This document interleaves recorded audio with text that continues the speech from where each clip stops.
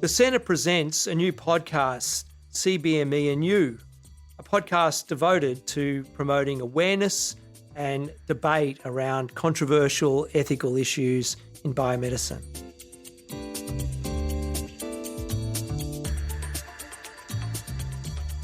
And welcome back to CBME and You. Today, we dive once more into the realm of traditional Chinese medicine and its history. And once again, I will ask about how I can run on top of trees, just like in the... I watched Crouching Tiger, Hidden Dragon. It left an impression. Joining us today is Michael Stanley-Baker, Associate Professor at the Nanyang Technological University School of Humanities. Welcome, Michael. Thank you. Great to be here. And again, today we have Kat Meiskens, who's, as you know, or if you've been following the podcast, as you might know, knows a thing or two about traditional Chinese medicine. Mm-hmm. Hello, Kat. Yeah. Hi, thank you. Glad to be here. Okay, shall I do the icebreaker questions? Do you want to do the fun questions? Yes, I'll do the fun questions. Okay, so we ask these 3 questions to every guest. First of all, coffee or kopi? Oh, kopi, for sure. Yeah. Do you have a specific order? Yeah, it's kopi si kosong. Yeah. And if it's before 12 o'clock, it'll just be kopi o. Oh, time dependent. Yeah, time-dependent kopi order. Very much so. Do you have to look at your watch before you get some coffee? Well, sometimes, or I'll just do a phenomenological judge of how the body's feeling. Is there a TCM reason for this? Actually, it's a keto reason. The okay. 18-6 fasting. The intermittent fasting. Mm-hmm. Interesting. Okay. Yeah. Yeah, I do need to do a bit of phenomenology when people ask me what I want for lunch. People think I'm indecisive. I'm just trying to imagine what it's like to eat every single food. Yes. Exactly. Yes. The body is this fount of much wisdom. Okay, next question. What country do you most want to travel to next? That's a really good question. Because we're situated in so many people want to go to Bali for their holiday, right? But actually my dad lives in Bali, so I'm going there all the time for family reasons.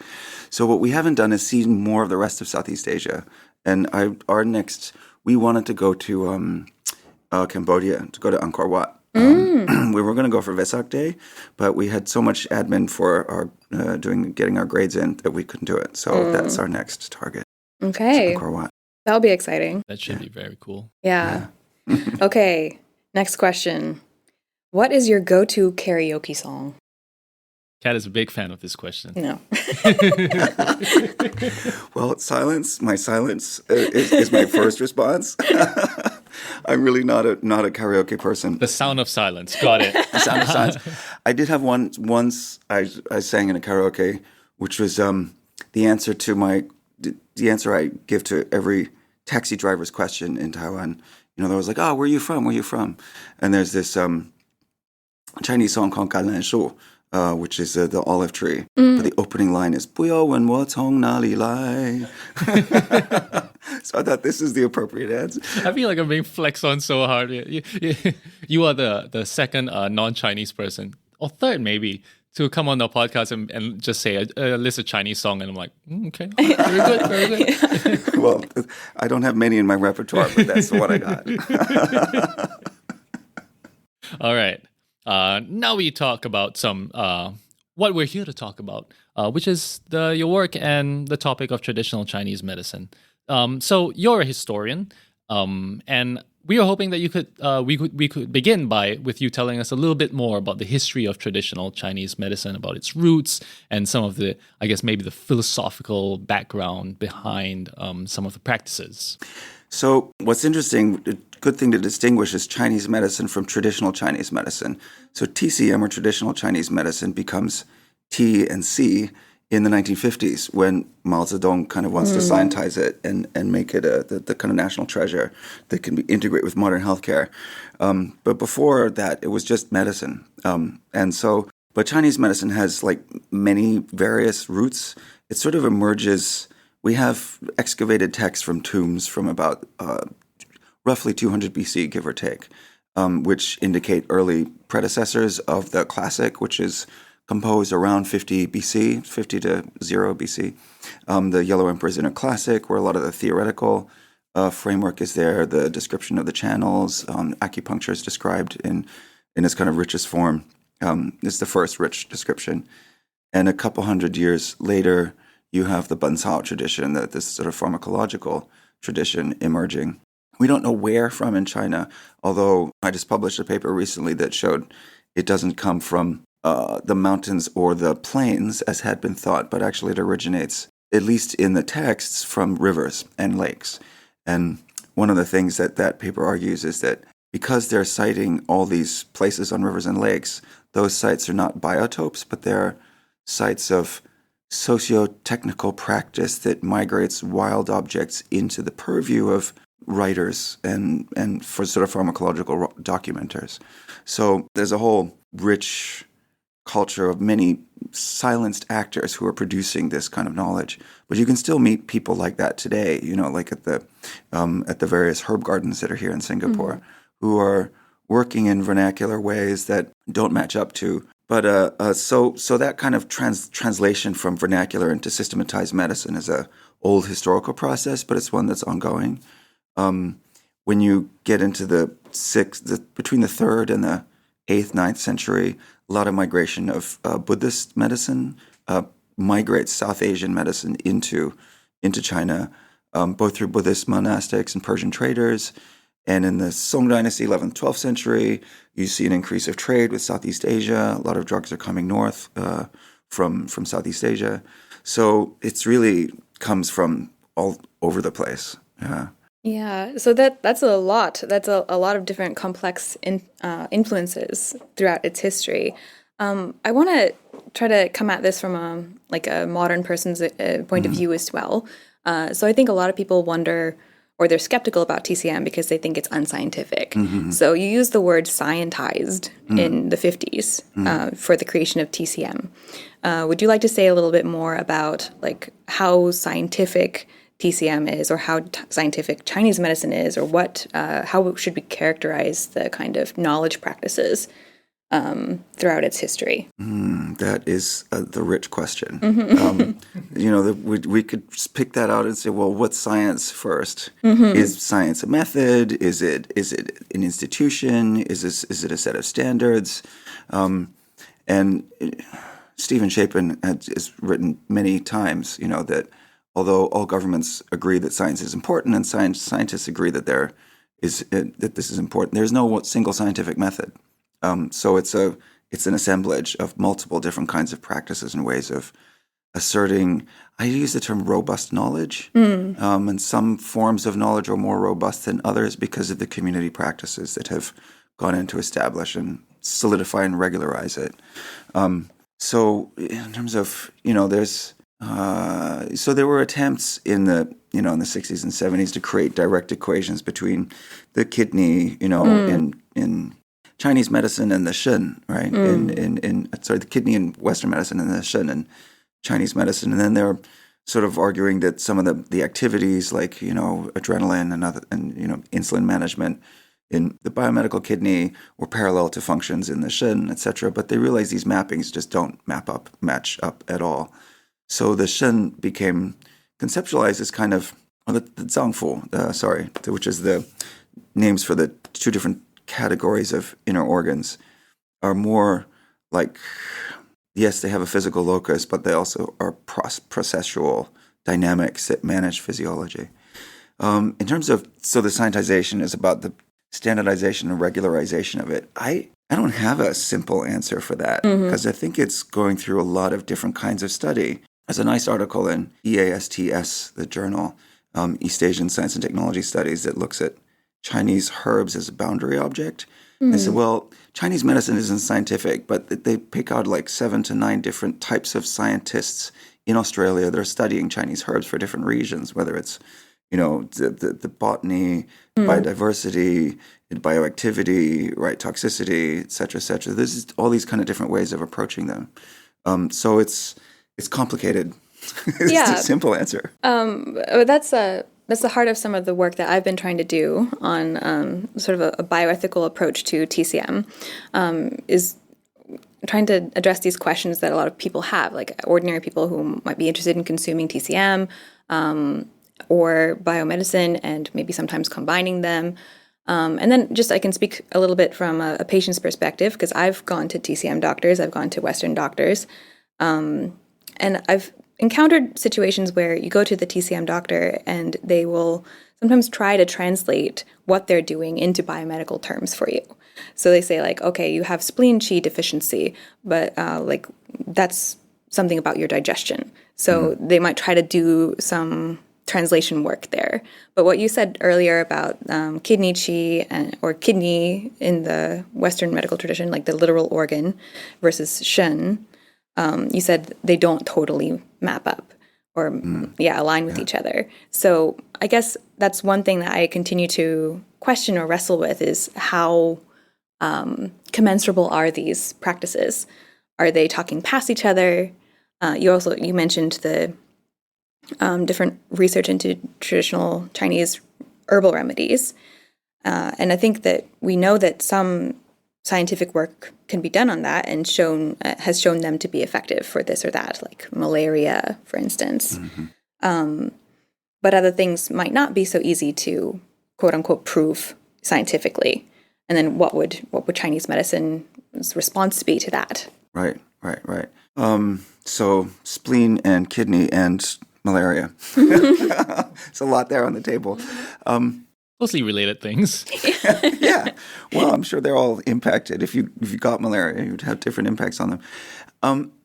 So I'll address the malaria part first. So so Tuyoyo got the Nobel Prize in 2016 for discovering artemisinin. And out of, interestingly, reading a Taoist text, or a text by a Taoist author, Ge and where he describes cold washing artemisia or qinghao. And then, so she used a cold extraction method and then preserved that component. So that comes out of a sort of, silver bullet model for efficacy combating disease, which is totally not a TCM approach to medicine.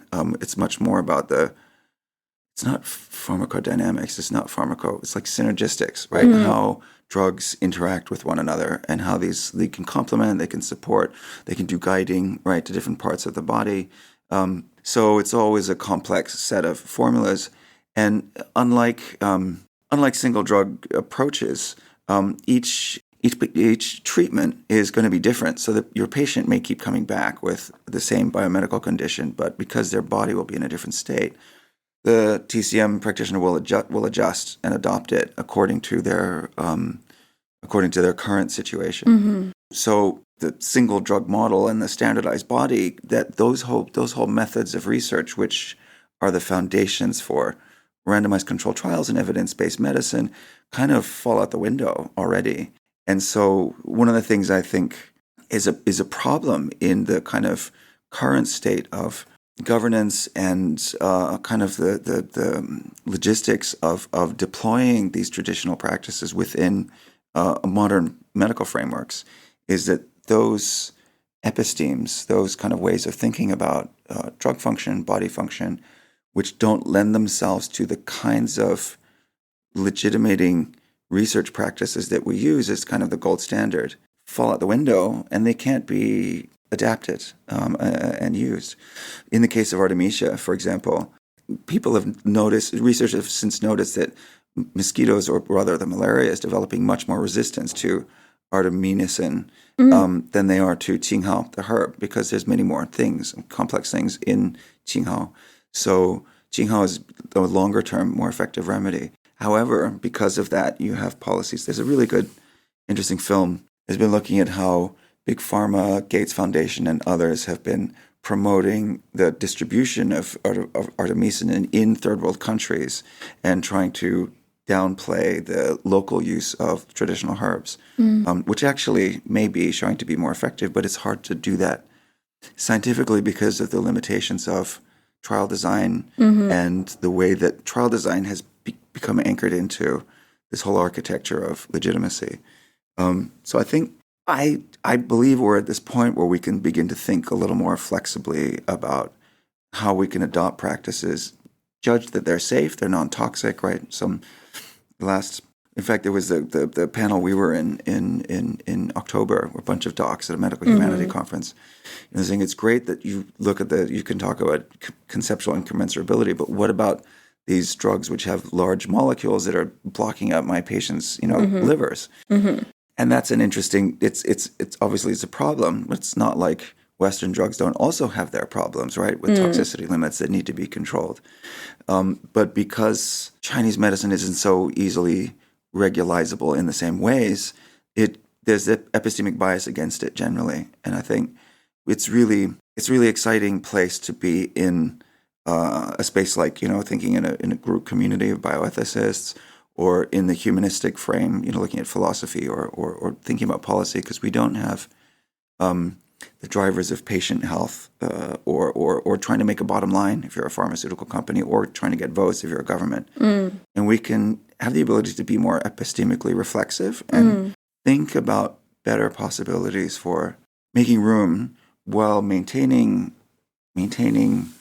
safety, and also drawing on the potential for efficacy. Some scholars have tried to black box the causal, the causal driver of a particular therapy, and just say, look, you go to a TCM doctor, they give you some formula, we don't know how it works, but do they get a better result than placebo?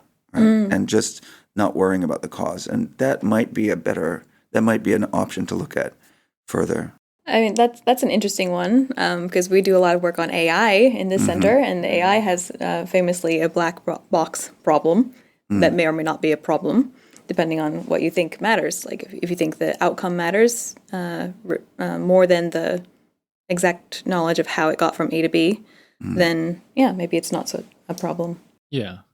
I guess that could leave us in a bit of a weird position, right? It's almost like, okay, so somebody says, okay, we have this TCM practice, and we've shown that it works. Now, and they have a whole theory about how it works, about qi and all that. But I guess from my point of view, it's like, okay, we don't have a way to test that. So what do I make of the explanation if I don't know how to test that? If I might be skeptical about the kind of metaphysics going on behind it. Even if I know that it gets results, should I just sideline that and just say, okay, I'm just going to ignore all that stuff and just focus on the practice itself, and as long as it works, I'm fine with it? Yeah. Effectively.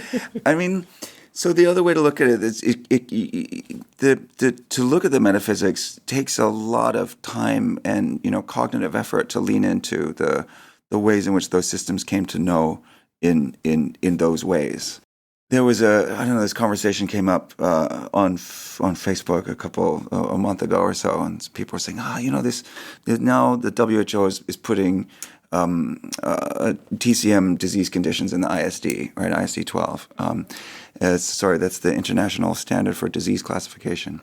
And there's ridiculous theories in there, like I can't remember the concept he had. Oh, something about the lungs being related to grief and depression, right? Which is a sort of this comes out of 5 agents thinking, or 5 phase or 5 elements of Wuxing thinking, where the lungs correspond to the metal, which is a descending thing, but any observer will notice if you're crying, your breathing changes, and there's also other elements about the metal being about descending qi within the body, and things like that. So the idea that grief and lungs have a relationship is there in Chinese medicine, and so this person was challenging that, like, how can you prove that? That's ridiculous. And so we got online, and a few people were discussing it. One was a very famous sort of Chinese medical physician, anthropologist, and historian. He's does all the 3. He's really good, very skilled. And he was saying, oh, well, you just read Zhuxi, was his offhand remark. And if you know about kind of Song Dynasty, kind of Confucianism and their Gouwuzhi kind of movement of kind of observing the world to explain how it works, and how that fed into Chinese pharmacognosy over the next 3 centuries, and the kind of self-cultivation and training and all of this, and the ways in which physicians achieve a kind of virtuosity in their ability to diagnose, to read the signs, this is one of the evidence bases within Chinese medicine. It's a very cultivated individual.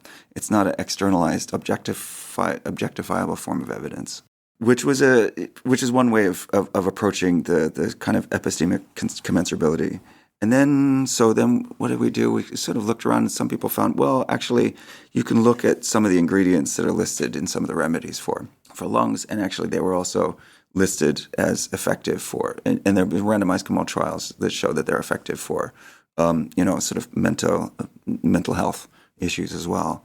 So you can trace a long link across them without making a direct, single bullet kind of claim.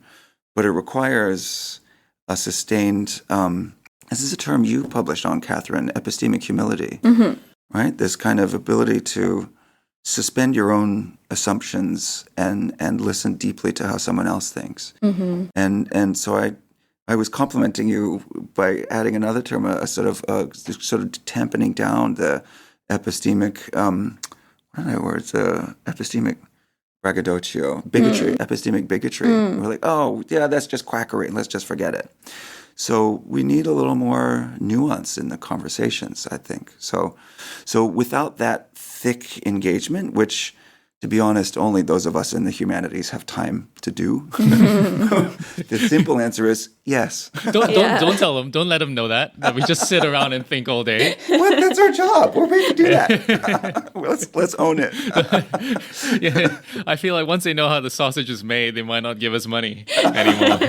No, but many people don't want to do it. During COVID, there was a survey in Singapore about what jobs do you want. And people were like, yeah, lawyer and all this other stuff. Professor, 25% or less people were like, yeah, wanted a professor job. It's not a highly prized occupation. Yeah, I want to go a little bit of a different direction based on what you said there. I noticed that we've been talking about the different epistemic practices, knowledge practices that TCM versus Western scientific medicine might have. But we also know that TCM has a very long history, or Chinese medicine has a very, very long history.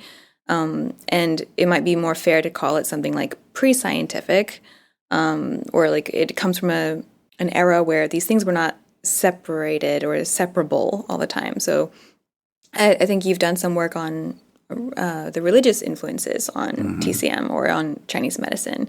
So how much of modern TCM is religiously related or is explainable in sort of religious terms? Is that still part of the practice? Yeah, that's a great question too. Thank you. You make these amazing, simple questions. So I want to step back about kind of the origins that got me into that question. Was that TCM is framed today as a complementary and alternative medicine. And it's lumped in with many other things, right? Yoga, meditation, relaxation, and all these other things. Tai Chi. And so when I was training so I also have a TCM clinical degree. And when I was training, my teacher, who was like a family-trained practitioner from southern Taiwan, from Kaohsiung, but we were training in Colorado, just by circumstances brought me there. And he was quite interesting because he would say, well, you can, if, you use he would say, first you use yin-yang to diagnose. If that doesn't work, then use sansai, right? Sansai is tiandiren, which is heaven, earth, and man, and think about the three different levels of the body. If not, then use 5 elements. If that doesn't work, use the bagang, the sort of 8. The modernization of TCM in China developed these kind of, is it hot, cold, internal, external, these 4 binaries. Is it hard, soft, this sort of thing. And then if that doesn't work, then go to 64, use the I Ching, and do divination. I'm like, oh, that's an interesting response. I wasn't expecting that. And as I kept listening to him, he would say, back in Taiwan, his referral network of other practitioners were diviners, were feng shui people, temple ritualists, kung fu masters, tai chi, right? Then sort of a very different kind of network than you think of, your cardiologist or kinesiologist and this, your PT, physical therapist. Sounds like the start of a movie. Huh? That's a good idea. I know a guy who does movies at NTU. That could be fun. So that started my question, and then I realized that because my parents are both like historians, art historians, that most of my questions in my clinical training were cultural, historical. I also was wondering why is using a needle a political act in the middle of Midwestern America? It felt political. Like, why should it be like that? And my TCM training didn't tell me that. I had to go to grad school to read Foucault and realize, okay, it's biopolitics. It's you're in a fabric of political, medical action. So that framework got me thinking, well, we call it complementary alternative medicine. We lump it with all these other practices. Is that a feature of it just being the rest, the non-biomedical stuff? Or was it a feature of traditional, in history? So I also had to go to grad school to learn how to read classical and literary Chinese to just read those texts and find out. And I'd say there's different levels of. You guys had a podcast on Taoism a month or so ago. There's actually at least 3 different types of Taoism that you could talk about in relationship to TCM. Early Laozhuang Taoism, which that podcast was about, comes out of these 2 texts and this kind of attitude of surrender and going with the flow and, kind of cohering with broader nature and situating yourself in an ideal relationship to the universe. By the time the Han Empire forms, qi becomes to the forefront and starts to have a whole new valence. And it's already embodied by the time Lao Zhuang were writing, but which was in, let's say, the 5th to 4th century. Those were not individual authors, by the way. Both those texts are a compilation of many different hands. But in the Han Dynasty, the politics in Lao Zhuang is very apolitical. It's like, go live in a small village where you hear your neighbors in the village far away and you can hear the sound of their chickens and their dogs, but you actually have never met them. Like, really small community is the political ideal. By the time you get to the Han Dynasty, it's how can we understand the forces of nature and govern the tianxia, everything under heaven.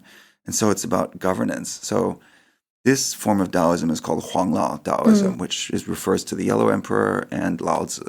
And there they're thinking about how do we interact with the Wuxing, the 5 agents, understand what the stars are telling us about the ideal rule of the emperor, and these kind of large, and also the flow of the seasons and the macrocosm and its relationship to the microcosm, and create ideal individuals and an ideal state.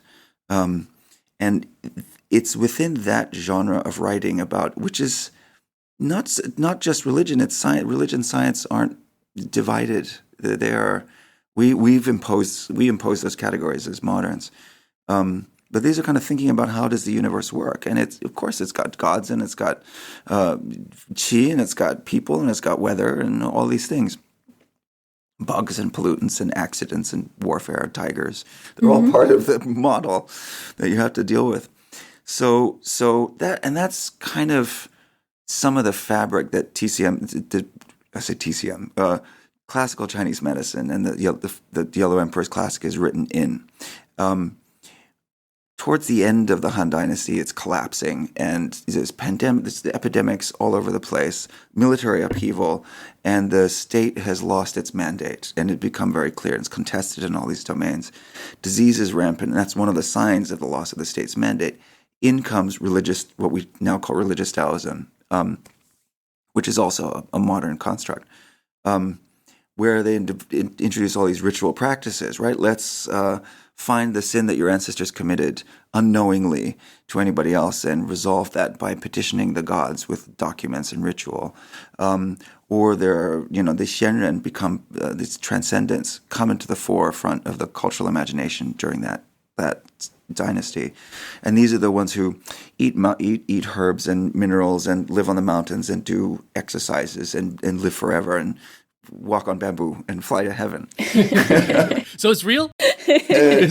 In those stories, yes. Oh, stories. You're in the wrong century. I mean, it's really interesting because a lot of those stories become part of state history in the Jin dynasty, and there are these Zhiguai tales and Xianzhuan Tales of the Strange and transcendent hagiographies are drawn on by the state as evidence, right? So in that state, it is evidentiary practice. So, it gets really complicated at that point, and there's no regulatory bodies. There's no state regulatory body at that time. There are individual pai, or what do you call this? Lineages of doctors, or lineages of Taoists, or there's the Taoist religion, the Tianshi, the Celestial Master Taoism, which has a regulated body, and you can get your registration with the community in different places through that system. So all different ways to become not a professional, but a functioning authority in the community. And many of the biographies show us that doctors and Taoists they learn one and then they go to the other, or vice versa. You start out learning herbs and then you become a transcendent, or you start out studying transcendence and you learn how to heal along the way. So they've become culturally blended at that time. In the Tang Dynasty, in my forthcoming book, kind of shows this. The state comes in and starts to separate that out slowly. So they separate out the catalogs, they separate out the lineages, they secularize some of the Taoist exercises and things, and so it shifts in different governments over time. Today, how Taoist you have to be to do TCM, that is a really open question. You can see this admixture in, there's a really lovely film in Taiwan called 试管神仙, the test tube transcendent, the test tube god. And it starts out, this guy's getting himself pulsed, and then he's getting acupuncture, going, ow, ow, ow, ow. And then the doctor gives him a jar full of herbal medicines with a snake that's glaring out of it. It's a comedy. And then he says, but if you want this to really work, you need the help of Taishang Daojun, and he pulls across a curtain, and he's got a temple right next door. And then Tang Dili Kang Kang, he starts doing, ritual to augment this. And in the film, he goes through this whole gamut of different kinds of folk practices, right? And there's the Huapo, this woman who trances gods and speaks to him. And his parents in the countryside are trying to get him to do this. And he's like, forget this. And then he's going to a fertility clinic, a high-end biomedicine. And there's a whole range of practices that are going on and available in Taiwan. And in the end, spoiler alert, it's okay. The baby is born, right? And so it works. And at that point, they're so anxious about there's a risk at the point of birth. He finally buckles down and starts praying to the god, the donkey trances. And in the end, the baby's born and everybody's happy. And the epistemic incommensurability is not a problem. The issue disappears because the result that's wanted is the baby's there.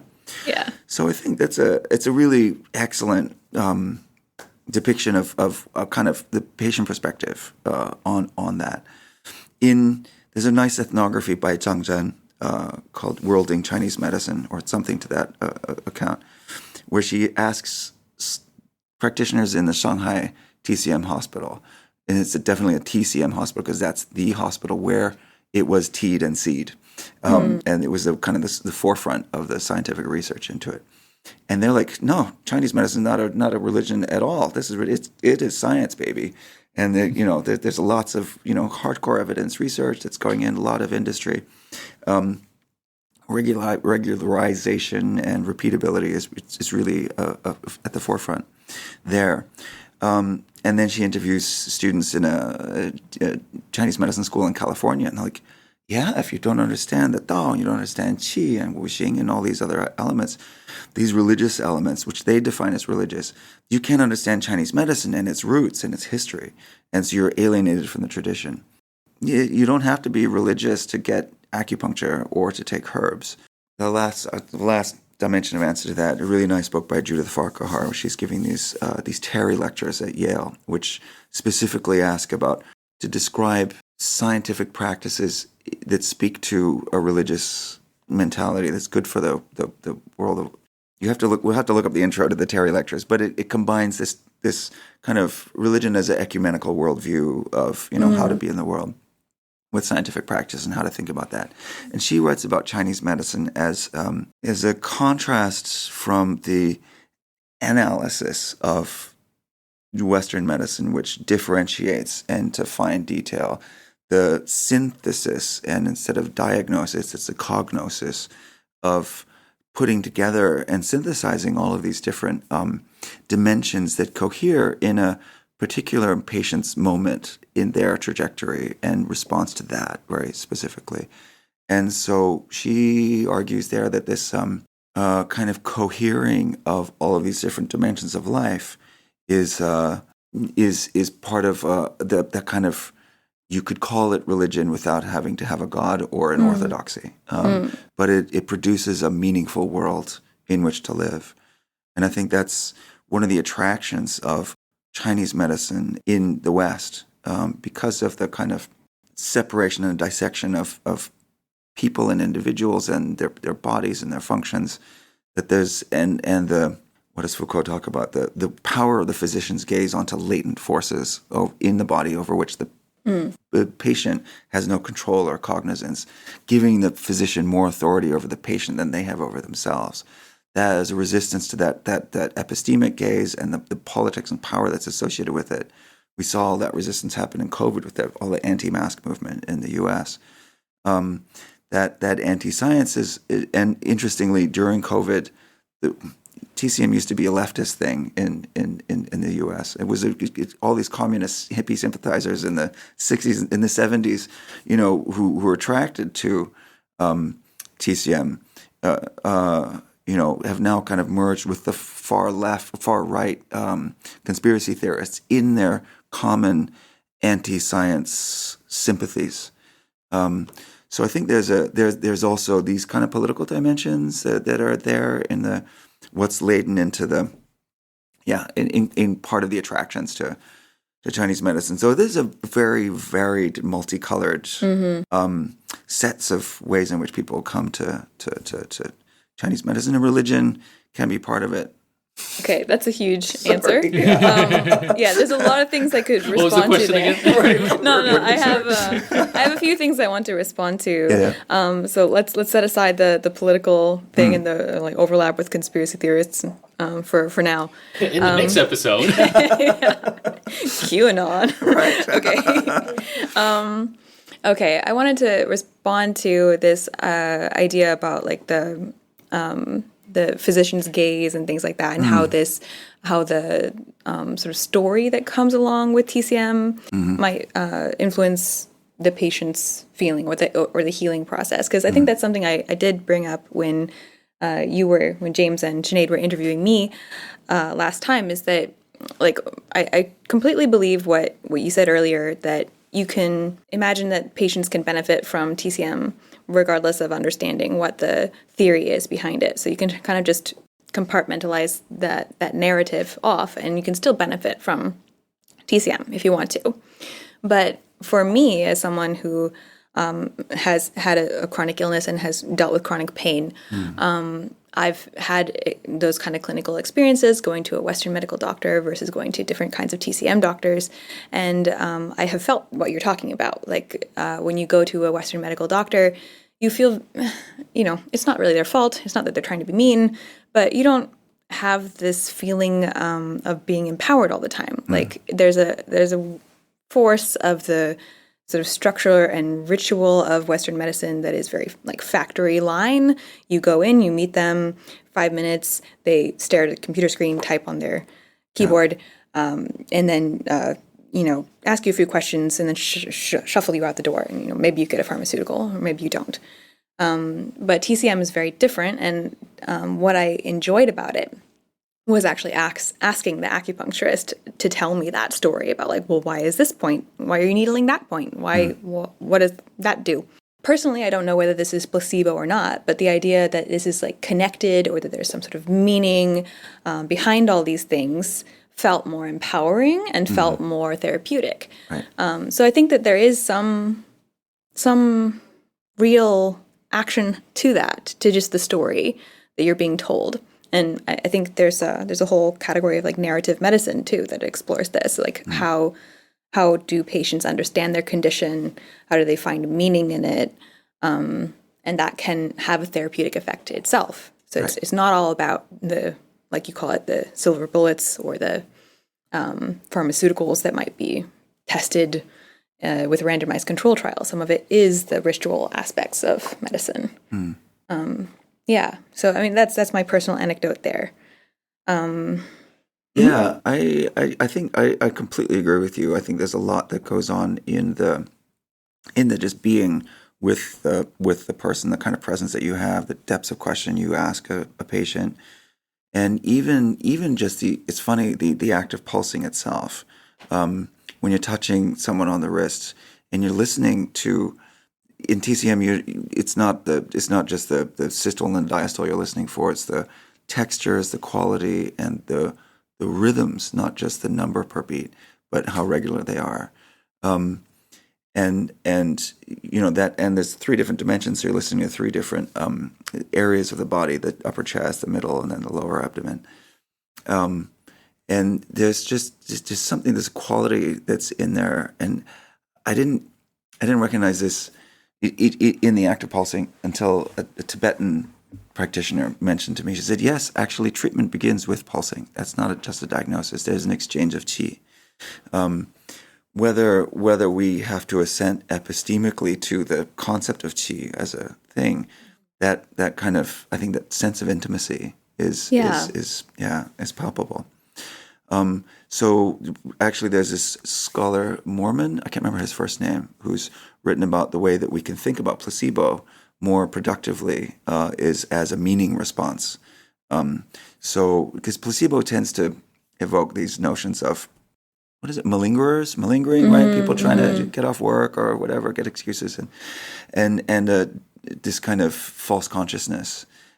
Whereas actually you can also lean into that. And I think there's now a Harvard group have identified like 12 or more different kinds of placebo and nocebo. There's a whole variety of things.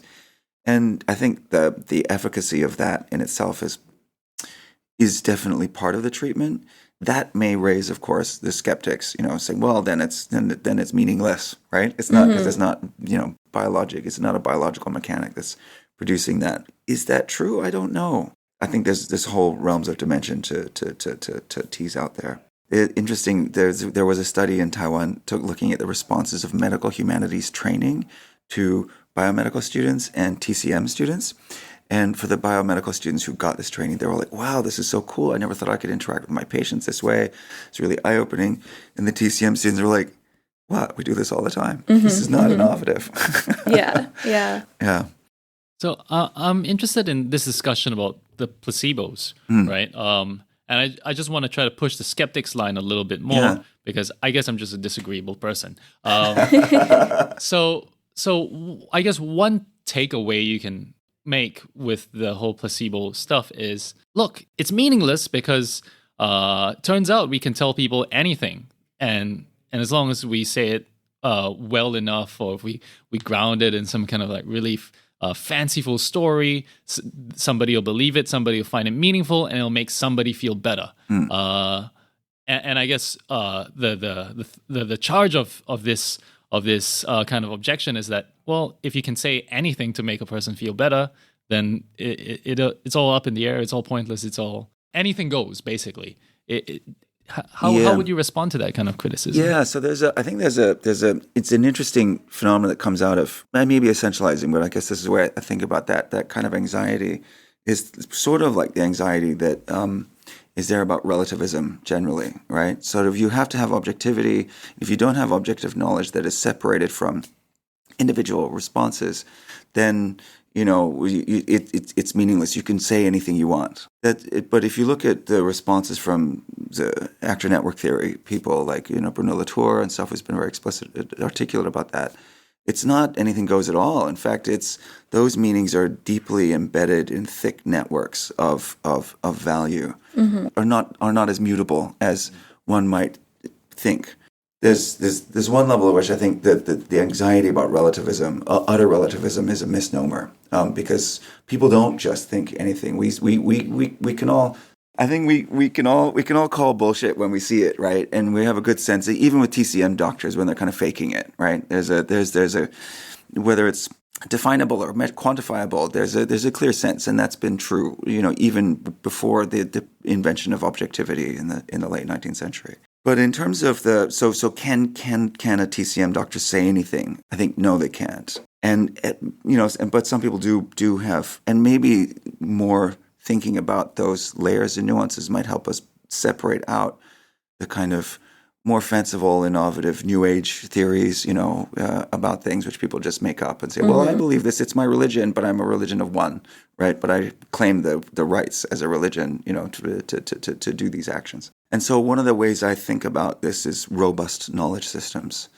So Chinese medicine has become robust over time through a layering of professionals who have, been adjudicating the value of their claims over centuries through all kinds of different means, whether it's through publishing case histories, whether it's through experimenting with recipes, going through experience of epidemics and treating thousands of patients. That's kind of the call sign of a number of famous pharmacists in Chinese history. On the one hand, so I think thinking about how knowledge becomes robust and who robusts it and how is really useful. So one of my catchphrases that I love, and I notice I keep producing this in graduate classes and in undergrad classes, is situating knowledge.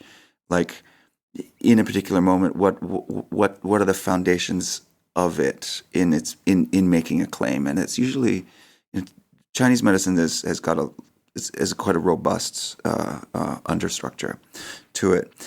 On the other side, I think you can still black box the placebo to a degree by doing trials and just saying, okay, we do acupuncture in as much as it's possible versus no acupuncture, right? And then we see, is it more effective or not, or however, I would like to learn a little more or work together with a trial design theorist and think about how we can create more sophisticated designs that can allay the anxieties about placebo. Yeah, okay. It's really interesting. I think that's all the time we have for today. Okay. The next time we have you on, I will ask you how to harness the power of my avatar state. Okay.